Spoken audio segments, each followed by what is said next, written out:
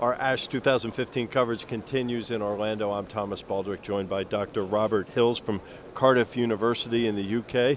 You are an entertaining chap. Oh, thank you. You're welcome. Let's talk about this study of yours using Quazartinib to significantly improve overall survival in FLT3-ITD positive AML patients. How does this mutation status affect prognosis in AML? Okay, so FLT3-ITD is probably one of the most common molecular mutations that you're getting in AML, and it's poor prognosis for you. And what happens is that it seems that you will have a tendency to relapse much sooner after your therapy, and even when you do relapse, your prognosis is then worse than people who don't have this mutation.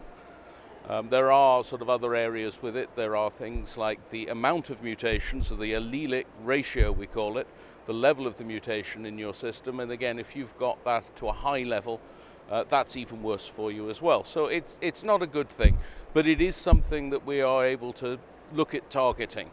And so this drug, Quizartinib, is what they call a FLT3 inhibitor.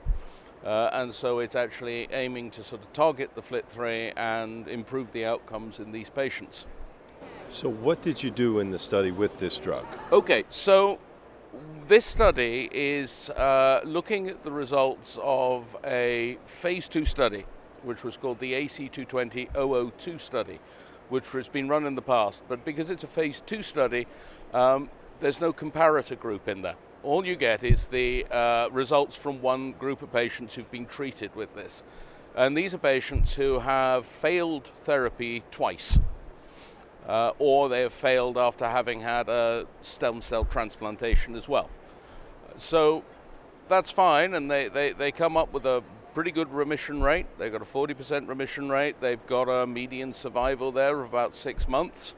But the problem you've got with that is you don't know if that's good, bad, or just the same as you'd expect to see. So this study was trying to put those results in some sort of context. And the idea here is to compare it to a population-based cohort of patients. And in the UK, we've been running trials in AML for about 50 years. And in the more recent patients, we've started to look increasingly at the different sorts of molecular mutations that make up the disease. So we have a lot of follow-up on a very large cohort of patients who have got this mutation, and so we could replicate the situation, the eligibility criteria for this 002 study. And we did that, and then we adjusted for things that might be different. We tried to get rid of all the early deaths in the cohort that we had, because if somebody's in a pretty bad way, you're not going to want to put them into a trial. So those, there'd be a bit of selection going on. So we tried to make the outcomes in the MRC patients as good as we possibly could by throwing things out, throwing out early deaths. And then we compared it to the AC220 cohort from this 002 study. And we found that the hazard ratio, so this is the risk of death, the instantaneous rate of death, is halved with Quizartinib compared to the population you normally have, and that the median survival in the population is under 2 months compared to between 5 and 6 months on Quizartinib. So it's got limitations. It's not a randomized controlled trial, but it does start to tell you that this is a promising agent and certainly worthy of further investigation in a proper phase 3 trial, because this is not a cure, but these are pretty beat up patients. These have got pretty poor prognosis, and I think people would kind of like to take 6 months over 2 months any day. Any day of the week. So do you feel like you were able to achieve the goal of putting all this into context? I think so, as much as you ever can. It's always difficult to put it exactly into context, because the decision to enter a clinical trial is a partnership between the clinician and the patient, and sometimes the patient's family as well. So older patients particularly, or children, the family, it comes into it a lot more. So we can never get inside the head of the clinician, but we can do our best by adjusting for what we can measure.